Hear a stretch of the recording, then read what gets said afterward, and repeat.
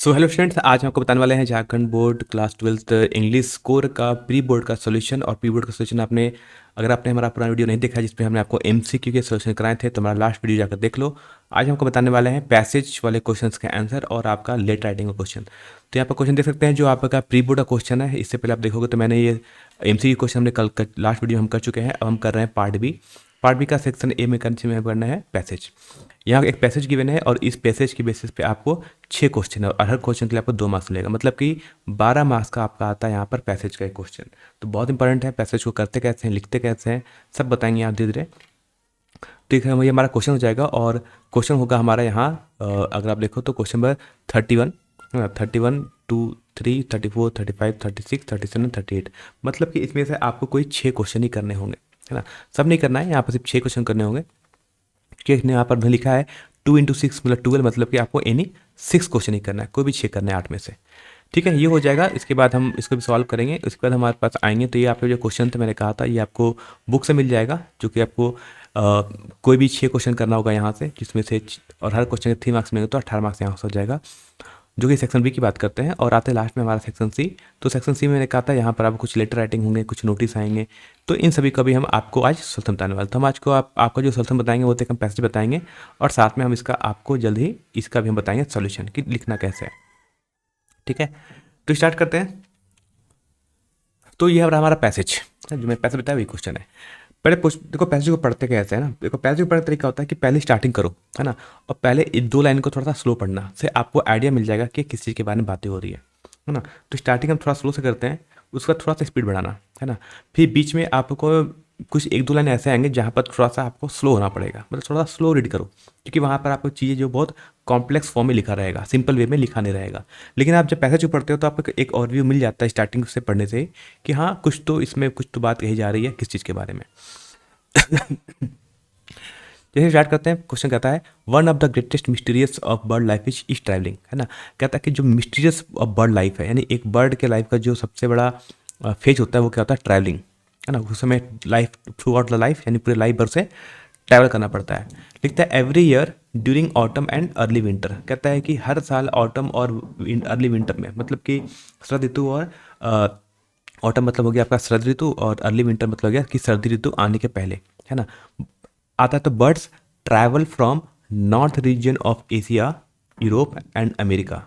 कहता है कि जो बर्ड्स होते हैं कहाँ कहाँ से, नॉर्थ रीजन ऑफ एशिया के, यूरोप के और अमेरिका के, to the southern warmer land, मतलब वो कहाँ चले जाते हैं। वो देखो याद रखना, सर्दी ऋतु आ रही है यानी सर्दी ऋतु आने वाला है, तो पक्षी उड़ के चले जाते हैं। कहाँ चले जाते हैं, कहाँ से जाते हैं, एशिया से, यूरोप से और अमेरिका से। कहाँ चले जाता है ये, साउथर्न वार्मर लैंड, मतलब जहाँ पर गर्म जगह होगा, साउथ में ना थोड़ा क्या होता है गर्म लैंड होता है, वहाँ चले जाते हैं। मतलब सिंपल बात है, पक्षी गर्म जगह जाना चाहते हैं। They make return journey again during spring and early summer. ठीक है, फिर जैसे ये समर रीजन आना मौसम आएगा मान लो हमारे यहाँ, तो फिर से वापस आ जाते हैं। मतलब ये गर्म जगह में रहना पसंद करते हैं। पहली बात तो समझ आ गया यहाँ से, है ना। जब ठंड पड़ेगा तो चले जाएंगे साउथ में जहाँ पर थोड़ा गर्म एरिया हो ना, साउथर्न रीजन में चले जाएंगे। उसके बाद फिर से जब हमारे यहाँ गर्मी आएगा तो फिर से ये वापस आ जाएंगे। लिखता है दे आर पंचुअल, मतलब ये पंचुअल होते हैं, इनको हर साल सही करते हैं। Unless they are delayed by bad weather, जब तक कि मौसम खराब ना हो तब तक ये अपने टाइम के अनुसार पंचुअल रहते हैं, हर साल ये ऐसे ही करते हैं।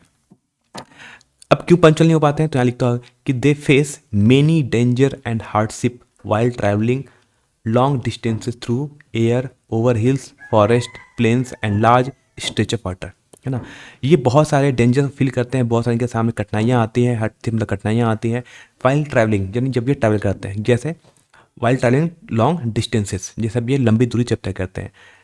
थ्रू द एयर, एयर होगा, है ना, एयर बहुत तेज हवा चलती होगी। ओवर हिल्स, ये पहाड़ के ऊपर से उड़ते हैं, जंगलों से जाते हैं, कुछ प्लेन मैदानी एरिया से भी जाते हैं। और लार्ज स्ट्रेच ऑफ वाटर, मतलब कि वाटर यानी पानी का बड़ा बड़ा सा आपका मान सकते हो तालाब हो या फिर समुद्र हो, इसको ये क्रॉस करते हैं। सिंपल सी बात करते हैं, समुद्र की बात करते हैं, क्रॉस करते हैं। तो ये इनके सामने बहुत सारा चैलेंज होता है कि कुछ भी हो सकता है जब ये ऐसे ट्रैवल करेंगे। तो कहता समटाइम्स, है ना, sometimes sudden storm arise and drive them far out of the course. मान लो जब ये समुद्र के ऊपर से जब ये पास कर रहे होते हो तो वहाँ पे क्या चलती तूफान आता है ना। जब चक्रवाती तूफान आता है तो क्या होते हैं, वो उड़ नहीं पाएंगे क्योंकि हवा बहुत तेज होगा। हवा बहुत तेज होगा तो उड़ नहीं पाएंगे तो क्या होगा कि वो अपने रास्ते से भटक के बहुत दूर चले जाते हैं। तो drive them far out of the course, है ना, अपनी जगह से बहुत दूर चले जाते हैं। ऑफन कभी कभी तो क्या होता है, they are blown right out the sea and drowned in the wild waves. कभी कभी क्या होता है, हवा इतनी तेज चलती है कि उड़ नहीं पाते हैं और वो समुंदर में गिर जाते हैं और are drowned in the wild waves, यानी जो आपकी जो चक्रवाती यानी जो खूंखार आपकी जो तरंगे होती हैं उसमें वो डूब जाते हैं, है ना। ऐसा भी इनके साथ होता है। देखना एट नाइट, है ना, at night bright light attract, रात में जब ये उड़ते हैं तो कहीं कहीं जब लाइट जलती है तो ये इससे अट्रैक्ट होते हैं। एंड कन्फ्यूज द बर्ड्स, और ये बर्ड कहते हैं कन्फ्यूज हो जाते हैं, इनको लगता हो कि कुछ हो सकता है, सन हो या कुछ लाइट हो या दिन हो रहा हो, तो इसे कन्फ्यूज जाते हैं कभी कभी कहीं। कब जब ये नाइट से जब ये नाइट में उड़ते हैं तो कहीं भी ये कहीं भी अगर लाइट जलता है तो ये उसको देख थोड़ा कन्फ्यूज हो जाता है। लिखता है दे कैन नॉट, है ना, they can not fly eight there fastest, मतलब वो बहुत ज़्यादा स्पीड से भी नहीं उड़ सकते हैं, है ना। लिखता है the migration speed is usually from 48 to 60 kilometre an hour, है ना। इनकी जो उड़ने की जो स्पीड होती है वो कितनी होती है, वो 48 लेकर 64 किलोमीटर तक प्रति घंटा होती है, यानी इतना किलोमीटर वो ट्रैवल करते हैं एक घंटे में, है ना। एंड रेयरली एक्सीड 80 किलोमीटर, और कभी कभी ये 80 किलोमीटर प्रति घंटा की रफ्तार से भी उड़ लेते हैं। तो पूरी बात समझ आएगी कि हाँ एक बर्ड की बात भी आ रही है कि बर्ड ट्रैवल करता है, कब करता है, और जब वो ट्रैवल करता है तो वो कहाँ कहाँ से गुजरता है। जब वो उस एरिया से गुजरता होगा, यानी लैंड से, एयर से, पहाड़ों के, जंगलों से ऊपर से, है ना, बड़े बड़े समुद्र के ऊपर से उड़ता है, तो इसके सामने बहुत सारी कठिनाइयाँ आती हैं। जैसे कि जब ये समुद्र से ऊपर ऊपर समुद्र के ऊपर से जब ये उड़ता है तो क्या होता है कि वहाँ पर बहुत तेज़ हवाएं चलती हैं, चक्रवाती तूफान आता है, कभी कभी ये अपने रास्ते से भटक जाते हैं और कभी कभी उस चक्रवाती तूफान में फंसकर उसमें डूब जाते हैं, है ना। नाइट में भी जब ये उड़ते हैं तो इनको कहीं इनको लाइट दिखाई देता है तो उससे वो क्या होते हैं, कन्फ्यूज हो जाते हैं कभी कभी, है ना। और they can not fly eight there fastest, और इस ये भी है कि ये बहुत तेज़ी से नहीं उड़ सकते हैं। इनकी जो स्पीड होती है वो 48 से 64 किलोमीटर पर आवर तक होती है, और कभी कभी ये 80 किलोमीटर पर आवर की स्पीड से भी उड़ जाते हैं। अब आते हैं फर्स्ट क्वेश्चन, है ना। अब हम चलते हैं क्वेश्चन की तरफ बढ़ते हैं। तो क्वेश्चन पढ़ते हैं थोड़ा सा। कहता है why do bird travel from north region to southern region land and why, क्यों उड़ते हैं, अब बताओ, यही पता था, है ना, क्योंकि ठंड का मौसम आता है। ठीक है, तो एक एक क्वेश्चन करके मैंने यहाँ लिखा है ना, 31 क्वेश्चन। लिखता है वाई डू बर्ड, है ना, कहता है why do bird travel from northern region to southern warm land and why. तो bird travel during autumn and early winter में जाते हैं to the southern warmer land to escape the harsh cold weather, क्योंकि ठंड बहुत पड़ता होगा north में इसलिए, है ना। So due to the cold weather in the north region, तो हरास मत लिख लो, ऐसे लिख सकते हैं ना, ड्यू टू स्केप, है ना, बचने के लिए, warmer due to escape the cold weather in the north region, north region में बहुत ठंड पड़ती है, इससे बचने के लिए वो चले जाते हैं कहाँ पर, साउदर्न वार्मर लैंड में। क्वेश्चन 32 कहता है कि what danger do they face when they are flying over the sea. कहता है कि जब वो समुद्र के ऊपर से उड़ते हैं तो उनका क्या कठिनाइयाँ होती है, क्या वो एक डेंजरस चीज़ वो फील कर सकते हैं। So bird face the danger of sudden storm, है ना, कभी अचानक से बाढ़, वो स्टॉर्म आ सकता है, ऊपर लिखा ही था। Which can blow them, of course ये भी लिखा था कि उनको यहाँ से दूर ले जा सकते हैं। And they may drown in the wild waves of the sea, अभी लिखा था, ऊपर लिखा था ना कि दे आर, ये क्या है, तो कभी कभी ये वाइल्ड वेव्स ऑफ सी में ये डूब भी जाते हैं, ये डूब भी सकते हैं। तो आपको अपने वर्ड में कुछ भी आता लिखो ना, नॉट एग्जैक्टली आप सही से लिख पाओगे इंग्लिश, बस मतलब समझ आना चाहिए कि हाँ आप कहना क्या चाह रहे हो। ठीक है, ग्रामर मिस्टेक होगा आपसे, ऑब्वियस बात है, इंग्लिश हमारी थोड़ी वीक होती है, ये सबके साथ है, आपके साथ नहीं, सबके साथ है, लेकिन थोड़ा कहानी को समझ के लिखोगे तो आपको चीज़ें वर्ड मिल जाएगी। क्वेश्चन आता है what happen to this birds at night when they see the lights, है ना। तो नाइट में क्या होता है, इन बर्ड के साथ क्या होता है, तो एट नाइट बर्ड, है ना, at night bright light attract and confuse the birds, है ना, making it difficult for them to navigate, मतलब उनको फिर अपने स्थान तक पहुंचने में उनको बहुत दिक्कत का सामना करना पड़ता है। तो simple at night bright light attract the birds, है ना, and confuse the birds, simple से इतना ही लिख सकते हो, है ना। Which make it difficult for travelling ना, which make difficult for them travelling, ऐसे ट्रैवलिंग के भी वर्ड्स लिख सकते हो। तो नेविगेट की जगह आप चाहे तो टू ट्रैवल भी वर्ड यूज कर सकते हो ना, ऐसे भी सकते हो, कोई भी दिक्कत की बात नहीं है, हम ट्रैवल भी वर्ड हम यहाँ पर यूज कर सकते हैं सिंपल लैंग्वेज में कहा जाए तो। आते क्वेश्चन में हम लिखते हैं 34, लिखता है why do the bird make their return journey, फिर बर्ड वापस क्यों आ जाते हैं। तो bird make their return journey during the spring and early winter, है ना। तो वो कब आते हैं, when do the bird make their return journey, तो बर्ड कब वापस आ जाते हैं, तो bird make their return journey during the spring and early summer, जब स्प्रिंग और अर्ली समर आता है फिर से वो वापस आ जाते हैं, ये भी लिखा होता है आपके पैसेज में, अभी आपने सुना होगा, अपने जब मैं पैसेज को रीड कर रहा था तो आपने मेरी बातों को बहुत ध्यान से गौर से सुना होगा, बहुत गौर से सुना होगा। तो मैंने ये वर्ड भी कहा था कि जब वो वापस गर्मी का मौसम आता है तो वो यानी ड्यूरिंग स्प्रिंग और अर्ली समर के सीजन में वो वापस आ जाते हैं। आते क्वेश्चन में 35 लिखता है कि what is the migration speed of the bird. तब लिखा था कि स्पीड से उड़ते थे, लिखा था। तो कहता है the migration speed of bird is usually between 48 to 60 kilometre per hour, 48 to 64 kilometre per hour, यह भी लिखा था। And rarely exceed 80 kilometre per hour. ठीक है, तो बर्ड से हमसे स्पीड पूछा था। अब बीच इज द ग्रेटेस्ट मिस्ट्री, है ना। अब मिस्ट्री क्या है इस पूरे व्याख्यान में, मिस्ट्री क्या था?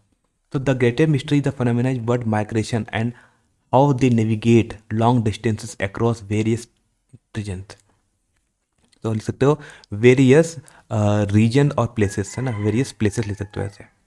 तो थोड़ा मिस्ट्री बात ये होता है कि ये पक्षी को कैसे पता चलता है कि मुझे वहाँ जाना है ना। आपने जब ये पढ़ा तो आपको उसमें क्या मिस्ट्री लगा, आपको क्या बहुत ऐसा चीज़ लगा जो आश्चर्यचकित था, है ना। तो मिस्ट्री का मतलब होता है आश्चर्यचकित। आपको क्या चीज़ था जो आपको आश्चर्यचकित किया? तो ये the greatest mystery in the phenomena of the bird migration is how they navigate. उन्हें कैसे पता चलता है कि और how they navigate long distances across various trains, है ना। वो कैसे नेविगेट करते हैं। जैसे हमारे पास तो गूगल मैप होता है, आप लोग यूज करते हो, कहीं जाना होता है गूगल मैप यूज करते हैं। पक्षी के पास तो ऐसा कोई गूगल मैप नहीं है, फिर भी उन्हें क्या पता चलता है कि मुझे वहाँ पर जाना है, जबकि ये कितने हज़ारों हज़ार किलोमीटर दूर इन्हें जाना होता है। तो यही एक मिस्ट्री है हमारे लिए, मतलब ये एक आश्चर्य की बात है ना, कि how they navigate long distances along various trains और वेरियस प्लेसेस। तो इसके जगह आप चाहे तो वेरियस प्लेस भी यूज कर सकते हैं। क्वेश्चन 37 आता है which word in the passage mean the same as the following word. आपके इस पैसेज में कौन सा दो वर्ड है जिसका सेम मतलब होता है ना। एक था सरपासेस, सरपासेस का मतलब था एक्सीड, ज़्यादा, एक्सीड का जाना मतलब ज़्यादा हो जाना। और सीक्रेट्स, सीक्रेट्स का मतलब होता है, सीक्रेट्स मतलब मिस्टेरियस, है ना। मतलब कि ये भी एक तो जो एक एक सीक्रेट है, एक गुप्त है ना, एक रहस्य है ना। मिस्ट्री का मतलब होता है कि एक रहस्य है। सीक्रेट मतलब क्या होता है? गुप्त बात है। गुप्त मतलब जो रहस्य है, जिसके बारे में आपको पता नहीं है। और मिस्टीरियस का मतलब क्या होता है? रहस्यमयी बातें, है ना। तो सीक्रेट्स का मतलब होता है मिस्टीरियस। तो ये जो दो वर्ड थे ये आपके ऑलरेडी पैसेज में गिवन थे, है ना। एक्सीड, एक्सीड कहाँ लिखा था कि they rarely exceed 80 kilometre per hour, वहाँ एक्सीड वर्ड लिखा था। और मिस्टीरियस लिखा था कि एक बहुत मिस्ट्री है ना। और लास्ट क्वेश्चन आता है कि right a suitable title for the passage. इस पैसेज का एक सूटेबल एक टाइटल आप क्या लिख सकते हो? तो बस एक सूटेबल टाइटल हो सकता है, आप अपने वर्ड में लिख सकते हो, the mystery of bird migration, है ना। बर्ड के माइग्रेशन का मतलब होता है जाना, है ना, ट्रैवल करना। तो ये एक रहस्य है ना, the mystery of bird migration, यानी बर्ड जो ऐसे ट्रैवल करते हैं, ये एक रहस्य है। तो इसका हो जाएगा सुटेबल आंसर। तो इस 31 से लेकर 38 में आपको कोई 6 क्वेश्चन ही करना था, है ना। सब नहीं करना, कोई 6 क्वेश्चन करना है। तो आपको जो जी लगे आप वो कर लेंगे। तो सिंपल सी बात है कि यहाँ से 12 मार्क्स का क्वेश्चन आपके लिए गेन करना बहुत डिफिकल्ट टास्क नहीं है, आपको मिल जाएगा, है ना। एग्जैक्टली वर्ड नहीं लिखोगे। देखो हर स्टूडेंट का याद रखना, हर स्टूडेंट का जो आंसर लिखने का तरीका होता है वो थोड़ा सा डिफरेंट होता है। तो यहाँ भी आपको डिफरेंट आंसर देखने को मिलेंगे, ठीक है। तो ऐसा ऐसा ऐसा नहीं सोचना है कि यहाँ पर जो आपका एग्जाम में जो क्वेश्चन आएगा उसका एक ही आंसर होगा। आंसर बहुत कुछ भी हो सकता है। तो अब आते हैं हम अगला क्वेश्चन की तरफ बढ़ते हैं, जो था हमारा पैसेज। पैसेज तो हो गया हमारा। अब आते हैं क्वेश्चन यहाँ पर, है ना। अब आते हैं क्वेश्चन 47।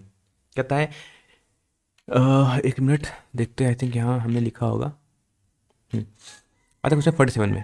क्वेश्चन 47 कहता है your club is going to organise an inter class singing competition, है ना। आपका जो क्लब है, आप एक स्कूल के होंगे, है ना। इसमें एक इंटर क्लास सिंगिंग कॉम्पिटिशन होने की बात कही जा रही है ना। Right a notice in about 50 words. कि आपका अगर ठीक है, सिंपल सी बात है, अगर अगर सिंगिंग कॉम्पिटिशन होगा तो उसके लिए आपको एक नोटिस लिखना पड़ेगा ताकि लोगों को पता चल सके कि हाँ कुछ सिंगिंग कॉम्पिटिशन होने वाला है, ताकि आप उसमें पार्टिसिपेट कर सके।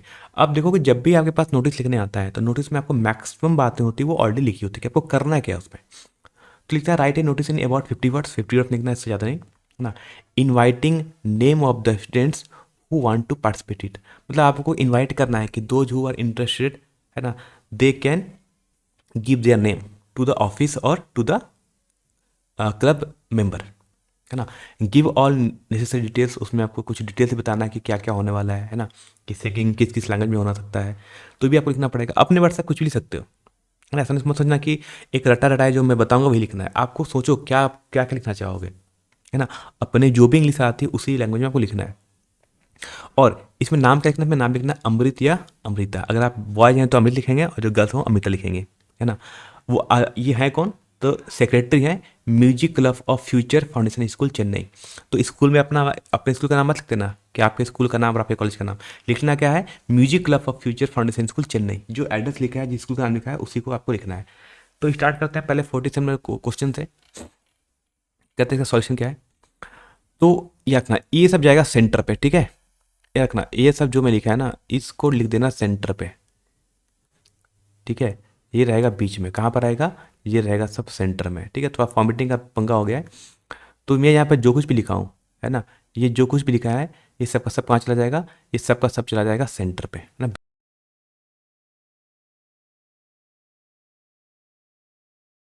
लिखना नोटिस, फिर लिखेंगे यहाँ पर डेट लिखना 18 दिसंबर 2024, ठीक है।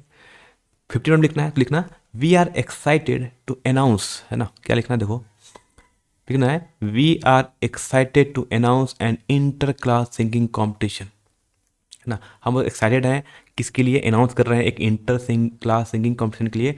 ऑर्गेनाइज कौन कर रहा है, तो organise by the music club, है ना। कौन ऑर्गेनाइज कर रहा है, म्यूजिक क्लब ऑर्गेनाइज कर रहा है। तो पहले आपको ऐसे अनाउंस करना पड़ेगा, ठीक है ना, कि वी आर एक्साइटेड है, अनाउंस करते हैं कि हम लेके एक इंटर क्लास सिंगिंग कॉम्पिटिशन हम ऑर्गेनाइज करने जा रहे हैं, किसके द्वारा, म्यूजिक क्लब के द्वारा, ठीक है। अब student interested in participating can submit their names to the undersigned by 24 December 2024। मतलब जो स्टूडेंट इंटरेस्टेड हैं in participating can submit their name, वो अपने नाम को सबमिट कर सकते हैं टू द अंडरसाइंड, है ना। और नॉट, अगर आप वर्ड नहीं करना चाहते हो, नेम ऐसे लिखते हो, नेम बाय 24 दिसंबर 2024। जिसको इजी लगता है वो या तो टू द अंडरसाइंड वर्ड यूज कर सकते हैं, नहीं आता है तो भी नहीं लिखोगे तो भी चलेगा, है ना। अब कहना है कि द इवेंट, ये इवेंट कब होगा, so the event will take place on 30 December in the school auditorium at 11 AM। ये कब होने होगा, आपको 24 दिसंबर तक आपको अपना नाम देना है और 30 दिसंबर को ये होगा, इवेंट होगा। और कहाँ पर होगा, स्कूल ऑडिटोरियम में दिन के 10 बजे। हो गया। अब नीचे क्या लिखना है, अब नीचे लिखना अपना नाम, है ना। अब नाम क्या लिखना है, तो लिखना कॉन्टैक्ट, एक ही नाम लिखना अमृत या अमृता, है ना, दोनों मत लिख देना। और लिखना, जो बाई लिखेंगे अमृत को और गर्ल्स लिखेंगे अमृता, कौन है, सेक्रेटरी है म्यूजिक क्लब के। बात समझ आ गया। तो ये तो हमारा क्वेश्चन नंबर 47। चलिए अब आते हैं हम यहाँ पर, जो नेक्स्ट क्वेश्चन हमारा वो है क्वेश्चन 48। क्वेश्चन 48 कहता है यू आर ललित, है ना, आपका नाम ललित या ललिता है, ऑफ सिविल लाइन्स सेहोर। आप कहाँ से, आप सिविल लाइन सेहोर में रहते हैं। The main road leading to your locality has 3 open manholes causing frequent road accident at night specially during rainy season. क्या है कि आप जहाँ रहते हैं, आपका जो मेन रोड है वहाँ पर क्या है, आपके एरिया में वहाँ पर 3 ओपन मैन होल्स है। मैन होल्स क्या होता है, मतलब होता है गटर, है ना, गटर में होता है उसका ढक्कन लगा हुआ खुला हुआ है। Causing frequent road accident at night specially during the raining season. अब बरसात के दिन में क्या होता है कि वो गड्ढे में पानी भर जाता है, आपको पता नहीं चलता है, और रात में क्या होता है कि आप उसमें गिर जाते हैं। ऐसा 3 ऐसा एक्सीडेंट हो रहा है अक्सर। कहता है राइट ए लेटर, आप एक लेटर लिखना है to the editor of times of India drawing attention to the problem. आपको क्या करना है, आप एक न्यूज़पेपर वाले को, जो एडिटर है टाइम्स ऑफ इंडिया, उसको आप एक लेटर लिखना है, उसको बताना है क्या ये प्रॉब्लम है, इसका प्रॉब्लम को कैसे सॉर्ट आउट किया जाए। तो आता है क्वेश्चन 48। तो हम आते हैं क्वेश्चन 48, है ना, letter to the editors open manholes. देखो अब ये आता है सबसे पहले, है ना, सबसे पहले क्या लिखना है, ललित, है ना, सिविल एंड सेहोर 18 दिसंबर 2024। आप जो भेज रहे अपना अपना नाम लिखा, ठीक है। जो सेंटर जो भेज रहा है उसका नाम, ठीक है, जो भेजेगा माने हम भेज रहे हैं, तो लिखा ललित, ललित या ललिता, है ना, ललित या ललिता। जो गर्ल्स है वो लिखेंगी ललिता लिखेंगे, ठीक है। Civil and Sehore 18 December 2024, date लिख दिया। उसके बाद किसको लिख रहे हैं, अब आता है किसको लिखना है, उसका नाम लिखते हैं the editor times of India new Delhi, ठीक। फिर आएगा आपका सब्जेक्ट, सब्जेक्ट क्या है, open manholes causing accident, open gutter खुला है जिसके कारण कॉजिंग एक्सीडेंट हो रहा है, सब्जेक्ट, ठीक। फिर आता है सर या मैडम, ठीक है, जो भी एडिटर होगा लिखेंगे I wish to bring I wish to bring to your attention the 3 open manholes on the main road leading to civil lines Sehore. कह रहा है आई विश टू ब्रिंग, मैं आपका एक ध्यान आकर्षित करना चाहती हूँ, है ना, किसी तरह 3 open manholes on the main road leading to civil lines, वो रोड जो मेन रोड जो सिविल लाइन की ओर जाती है, कहाँ पर, शहर में। Next part, full stop. Then these manholes, अब इससे क्या हो रहा है, so these manholes are causing frequent accident, है ना।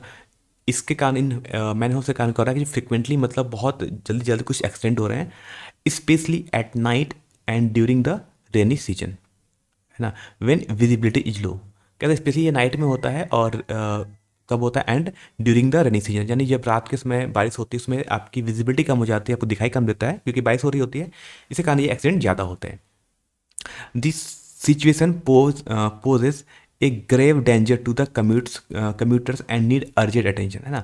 अब यहाँ पर आप चाहे तो कोई सिंपल चीज़ यूज कर सकते हो, देखना दिस सिचुएशन गेट वर्स, है ना, ये सिचुएशन धीरे धीरे खराब होती जा रही है फॉर द, लिख सकते हो फॉर द, आपके एरिया में जो भी रेसिडेंट्स हैं, है ना, नॉट कम्यूटर्स, लिख सकते हैं due to this situation get worse to the residents, है ना, एंड नीड अर्जेंट अटेंशन, क्या है ये, इन पर अर्जेंट अटेंशन की जरूरत है, ठीक है। Then I request you to highlight this issue to your esteem newspaper so that authorities take prompt action, है ना। सो मैं I request to you highlight this issue, मैं आपका ध्यान एक हाईलाइट करना चाहता हूँ, मैं आपसे रिक्वेस्ट करते हैं, मैं आपसे प्रार्थना, एक रिक्वेस्ट है हमारा कि इसको आप अपने इस इश्यू को अपने न्यूज़पेपर में छापें, सच दैट की जो भी अथॉरिटी होगी उस पर एक प्रॉम्प्ट एक्शन ले सके, है ना, या take a not prompt action, take necessary action, necessary action, ठीक है। योर सिंसियरली ललित और ललिता, ठीक है। तो ये हो गया आपका लेटर, बात समझ आएगा, ये था आपका एक, इसे बोलते हैं फॉर्मल लेटर, इस लेटर क्या बोलते हैं, फॉर्मल, मतलब कि आप किसी ऑफिशियल टाइप का अपने लेटर लिख रहे हैं, तो इसको इस टाइप के लेटर को बोलते हैं हम लोग फॉर्मल लेटर, याद रखना, याद बोलते हैं इस टाइप लेटर को बोलते हैं हम लोग फॉर्मल लेटर। आते हैं नेक्स्ट क्वेश्चन की तरफ, लिखता है क्वेश्चन 49, लिखता है यू आर अनुराग और अनुराधा, है ना। अगर आपका नाम अनुराग या अनुराधा है, ये आप एक स्पोर्ट्स पर्सन है, you are worried about the decreasing interest of students in sports and game, आपको बहुत चिंता हो रही है कि आजकल के जो बच्चे हैं या जो स्टूडेंट्स हैं उनका इंटरेस्ट स्पोर्ट्स और गेम की तरफ धीरे धीरे कम होना स्टार्ट हो गया है। तो write an article on the need for sports and games to be published in magazine, तो आपका क्या करना है, आपके स्कूल में जो भी मैगजीन छपती होगी इसमें क्या करना है, आपको एक आर्टिकल लिखना है कि इससे कारण इससे क्या क्या दुष्प्रभाव है अगर बच्चे स्पोर्ट्स या गेम में पार्टिसिपेट नहीं करेंगे तो, ठीक है। तो क्वेश्चन 49 देखते हैं, क्वेश्चन 49 क्या करना है सर, तो आर्टिकल है ना, अब फिर से बोलते हैं इनको क्या लिखना है, इन सब चीज़ को आर्टिकल, ये पॉइंट है, ये है ना, इसको मैंने कहाँ लिखना है, इसको लिखना है एकदम सेंटर पे, है ना, बीचों बीच लिखना है यहाँ पर, ठीक है, यहाँ पे लिखना सेंटर पे लिखते हैं, ठीक है। फॉर्मेटिंग में थोड़ा सा मिस्टेक हो गया है, कोई नहीं, आपको यार ना, तो आपका नाम अनुराग या जो भी गर्ल्स का नाम हो वो गर्ल्स का नाम लिखेंगे, द हेडिंग क्या रहेगा, the need of sport and games, ठीक है, तो आपको यहाँ लिखना है, बीच में लिखना है। अब क्या है, अब पहले को बताना पड़ेगा कि क्या इसका क्या मेन है ना, क्या स्पोर्ट्स का क्या वैल्यू है, तो लिखते हैं sports and games play a vital role in maintaining physical and mental health, है ना, या सिंपल होता है sports and games are good for physical and mental health. Unfortunately, unfortunately, students today are losing interest in them due to academic pressure and digital distraction, लेकिन ये मतलब एक दुख की बात है ना, अनफॉर्चुनेटली एक दुखद की बात है कि student today are losing interest in sports, है ना, और students are losing the interest in them due to, किसी कारण, ड्यू टू एकेडमिक प्रेशर, या तो पढ़ाई के चलते प्रेशर हो रहा है, या तो पढ़ाई के प्रेशर के चलते वो नहीं कर पा रहे हैं, एंड डिजिटल डिस्ट्रैक्शन मतलब होता है कि वो सोशल मीडिया पे बहुत ज़्यादा एक्टिव हो रहे हैं, वो फेसबुक इंस्टाग्राम और जो भी यूट्यूब वगैरह यूज करते होंगे तो बहुत ज़्यादा एक्सेस यूज कर दे रहे हैं, इस कारण उनको टाइम नहीं मिलता है कि वो गेम में क्या कर पाएँ, वो गेम में पार्टिसिपेट कर पाएँ या वो गेम में इंटरेस्ट लें, है ना। स्पोर्ट्स नॉट, अब स्पोर्ट्स का और क्या याद रखना, sports not only help fitness, sports है आपका सिर्फ मेंटल और फिजिकल फिटनेस नहीं होता है, बट ऑल्सो डेवलप, इससे क्या होता है, डिसिप्लिन एक डेवलप होता है, डिसिप्लिन होता है, एक टीम वर्क डेवलप होता है, एंड लीडरशिप स्किल डेवलप होती है। तो आप जब खेल खेलोगे तो आपके अंदर डिसिप्लिन आएगा, आपको कैसे टीम के साथ कैसे काम करना होता है वो आप सीखते हैं, और साथ ही साथ आप लीडरशिप स्किल सीखते हैं। अगर आप अपने टीम के, आप कोई भी स्पोर्ट्स खेल रहे हो, अगर आपका कैप्टन बन रहे हो तो क्या सीखते हैं, आप एक लीडरशिप स्किल भी सीखते हैं यहाँ से। नेक्स्ट बात साइंस के बोलते हैं, है ना, engaging in sports ensure a healthy life style and boost confidence, है ना। इंगेजिंग इन स्पोर्ट्स, अगर आप बच्चों को इंगेज स्पोर्ट्स में अगर इंगेज करते हैं तो इनसे आप इंश्योर होते हैं कि एक हेल्दी लाइफ स्टाइल होगी एंड बूस्ट कॉन्फिडेंस, और आपका कॉन्फिडेंस लेवल भी बढ़ेगा। कहता है स्कूल एंड पेरेंट्स, है ना, should encourage students to participate in sports to balance academic and physical activity.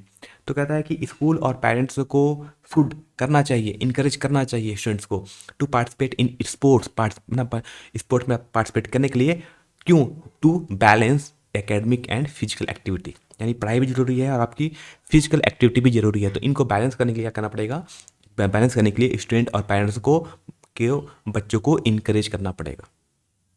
और लास्ट में आता है कि ए हेल्दी, अब लास्ट में हम कंक्लूड कर रहे हैं पूरे ना, पूरे जो भी हमने आर्टिकल लिखा है इसको हम कंक्लूड करने की बात कर रहे हैं। तो लिखते हैं a healthy mind reside in healthy body, है ना। एक अच्छा दिमाग, यानी एक हेल्दी दिमाग आपका एक अच्छी बॉडी में ही रह सकता है।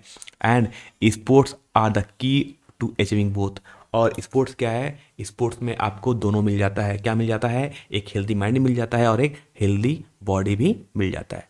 तो ये था आपका एक आर्टिकल लिखना था, the need for sports and games in our life.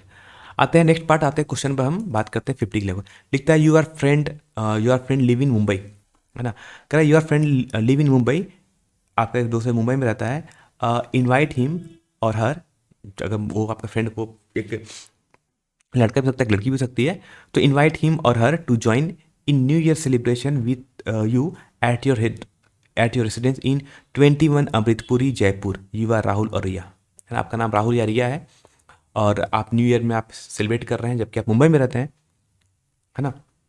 नहीं, आपका दोस्त मुंबई में रहता है, आप जयपुर में रहते हैं। तो अपने फ्रेंड को इनवाइट कीजिए कि वो इस बार छुट्टियों में जयपुर आए और आपके साथ न्यू ईयर सेलिब्रेट करें। क्यों करें? उसमें आप क्या क्या करेंगे आपको यहाँ बताना पड़ेगा कि क्यों आए। ठीक है, तो आते हैं invitation to for new year celebration.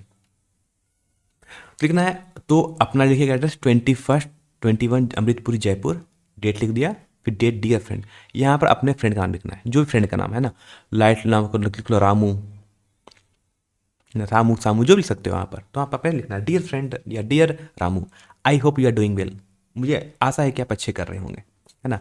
I am writing to invite you to join us for the New Year celebration at my residence on 31st December 2024। I am writing, मैं एक पत्र लिख रहा हूँ टू इनवाइट यू, इनवाइट करने के लिए कहता हूँ, टू जॉइन अस, हमें ज्वाइन करें कहाँ पर? For the new year celebration at my residence on 31st January December 2024।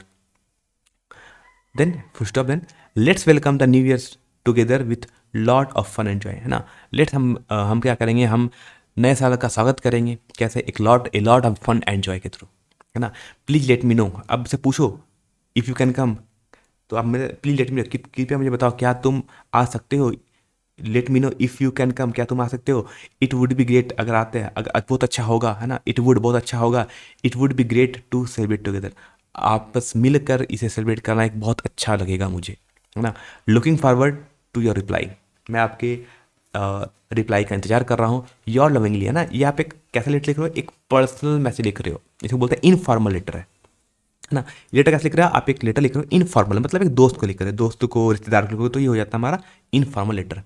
तो योर से लिख रहे हैं यहाँ पर योर लविंगली, है ना। योर लविंगली आपका प्रिय राहुल या रिया, कोई एक नाम, बात समझ गया। तो लेटर था हमारा एक दोस्त को एक न्यू ईयर में इनवाइट करने के लिए। आते हैं क्वेश्चन नंबर 51, दो क्वेश्चन बचा हमारे पास। क्वेश्चन 51 है you want to sell your flat, है ना। आप अपने घर के फ्लैट को बेचना चाहते हैं and shifting to another city for work, और आप किसी दूसरी सिटी में काम करने के सिलसिले में आप शिफ्ट करना चाहते हैं, तो आप अपना पुराना फ्लैट बेच दोगे। तो draft and advertisement not more than 50 words to be published under the classified columns your Nitin और नूतन। आपका नाम नितिन या नूतन है और अपना फ्लैट बनाना चाहते हैं क्योंकि आप किसी दूसरे शहर में शिफ्ट हो रहे हैं अपने काम के सिलसिले में। तो आपको एक ऐड देना है ना। ऐड कहाँ देते हैं? जनरली हम एक न्यूज़पेपर में ऐड देते हैं, छोटा सा ऐड लिखा होता है, बहुत सा ऐड आता है न्यूज़पेपर में, आपने कभी पढ़ा होगा तो। ठीक है, तो स्टार्ट करते हैं, क्या लिखना है? तो फिर वही बात होगा कि, है ना, तो लिखना फॉर सेल, तो लिखना है, इसको लिखना है, यहाँ लिखते हैं, हम तो ये लिखते हैं यहाँ पर फ्लैट फॉर सेल, लिखेंगे हेडिंग क्या होगा? Flat for sale. अब आपको थोड़ा बताना पड़ेगा ना, लिखना है कि ए वेल मेंटेन्ड, है ना। अब आप बता रहे हो अपने फ्लैट के बारे में, कुछ गुणगान करोगे, बताओ क्या है। तो लिख रहा है a well maintained 2 BHK flat is available for sale at Green Valley Apartment Civil Lines Delhi. कह रहा है एक बहुत अच्छा है well maintain suite 2 BHK flat है, अवेलेबल है किस फॉर सेल के लिए, कहाँ पर, Green Valley Apartment Civil Line Delhi में। The flat is spacious with modern amenities, excellent ventilation and peaceful location.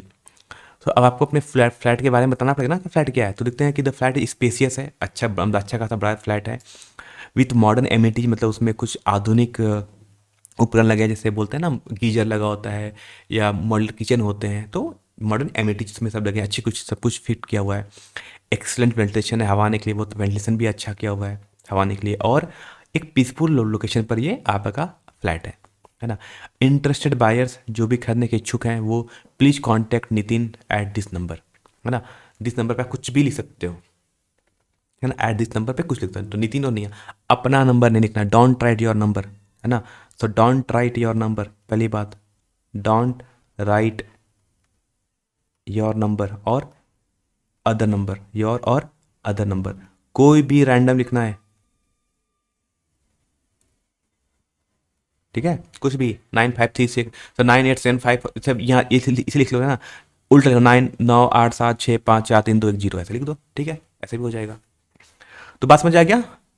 अब आते हैं लास्ट क्वेश्चन आज का, लिखता है you believe that a positive attitude is needed to ensure happiness health and success.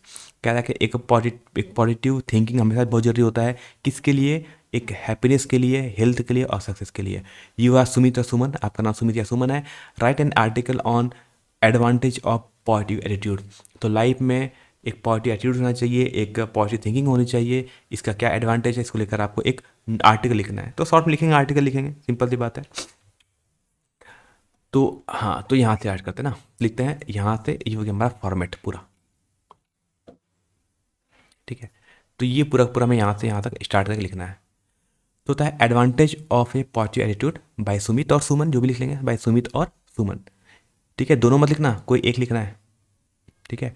लिखता है a positive attitude is essential for leading a happy and a successful life. एक पॉजिटिव बहुत जरूरी होता है for a leading a and a happy life के लिए। देखो अपने वर्ड में लिखना है कि क्यों जरूरी है, तो फॉर ए हैप्पी लाइफ के लिए और एक सक्सेसफुल लाइफ के लिए ज़रूरी होता है पॉजिटिव एटीट्यूड होना लाइफ में। इससे क्या होगा, तो it help us face challenges with confidence and overcome difficulties. इससे आपका हेल्प होगा, क्या हेल्प होगा, इससे आप फेस कर पाएंगे चैलेंजेज को एक कॉन्फिडेंस के साथ, एंड ओवरकम डिफिकल्टीज, और आप अपनी डिफिकल्ट को दूर कर पाएंगे। कहता है positive thinking improves, positive thinking हमसे इंप्रूव करता है मेंटल एंड फिजिकल हेल्थ, है ना। एक पॉजिटिव, अगर आप एक पॉजिटिव थिंकिंग रखोगे तो इससे आपका मेंटल और फिजिकल हेल्थ को इम्प्रूव करता है by reducing stress and increasing motivation. इससे क्या होगा कि जब आप पॉजिटिव थिंकिंग रखेंगे तो इससे आपका मेंटल और फिजिकल हेल्थ इंप्रूव होता है।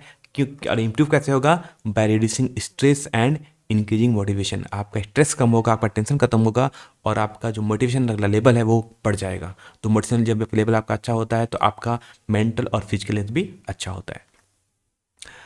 कहता है people with A positive attitude build stronger relationship and inspire other around them. एक पॉजिटिव एटीट्यूड वाला जो पर्सन होता है, एक व्यक्ति होता है, उसके अंदर बिल्ड एक स्ट्रॉन्गर लीडरशिप होती है, और वो अदर लोगों को भी इंस्पायर करता है जो उसके आसपास होते हैं। तो build strong relationship and inspire other around them, उनके आसपास जो लोग होते हैं उनको भी वो इंस्पायर करता है। Now stop then it help us, है ना, ये हमें मदद करता है stay focused on our goals and achieve success. अगर आपका एक पॉजिटिव थिंकिंग रहेगा, हमेशा एक आप सकारात्मक सोच रखोगे तो क्या होगा, ये आपको हमेशा फोकस रखता है आपके गोल के प्रति कि आपको लाइफ में क्या करना है, और सच दैट कि आप अचीव कर सको अपने सक्सेस को। ध्यान दें, remember a positive mindset attract positive result. अगर आपका एक थिंकिंग, अगर आपका अपना सोच अगर एक पॉजिटिव होगा तो आपके रिजल्ट भी पॉजिटिव आएंगे। So let's choose positivity every day to ensure happiness and growth. So let's choose करते हैं पॉजिटिविटी को अपने हर दिन में, टू इंश्योर करने के लिए कि लाइफ में हैप्पीनेस एंड ग्रोथ रहे। तो ये क्वेश्चन थे जो आपके लेटर राइटिंग वाले क्वेश्चन थे, और जो मैंने आपको एमसीक्यू कराया, जो भी मैंने आपको पैसेज कराया या फिर जो मैंने आपको लेटर राइटिंग कराई, जो भी आर्टिकल लिखा, जो भी नोटिस लिखा, ये सब का सब प्री बोर्ड का क्वेश्चन था। और ऐसा ही क्वेश्चन कहीं ना कहीं आपके एग्जाम में आ सकता है। तो इससे आपको एक बहुत अच्छा आइडिया मिल गया होगा कि एग्जाम में क्वेश्चन कैसे आएंगे। तो बस आज के लिए हम इतना ही रखते हैं, बाकी फिर मिलते हैं नेक्स्ट वीडियो में। तब तक के लिए चैनल को शेयर सब्सक्राइब सब कर लेना, और बच्चों तक लिंक को, हर वीडियो को शेयर करो, है ना। हर वीक को वीडियो को अपने दोस्तों तक व्हाट्सएप के थ्रू भेजो, वीडियो लिंक भेजो, टेलीग्राम के थ्रू भेजो, ताकि उनका हेल्प हो सके कि एग्जाम की तैयारी कैसे करनी है। और याद रखो, हमने एग्जाम की तैयारी specially for the Jharkhand board बहुत पहले से कर दी है। आपको लास्ट टाइम पे आपको नहीं देंगे मौका कि आपको लास्ट टाइम पढ़ना बहुत होता है, आपका टाइम कम होता है, इसलिए जो पढ़ना है हम अभी से स्टार्ट कर चुके हैं। ठीक है, तो फिर मिलते हैं हम लोग, तब तक के लिए नेक्स्ट वीडियो में।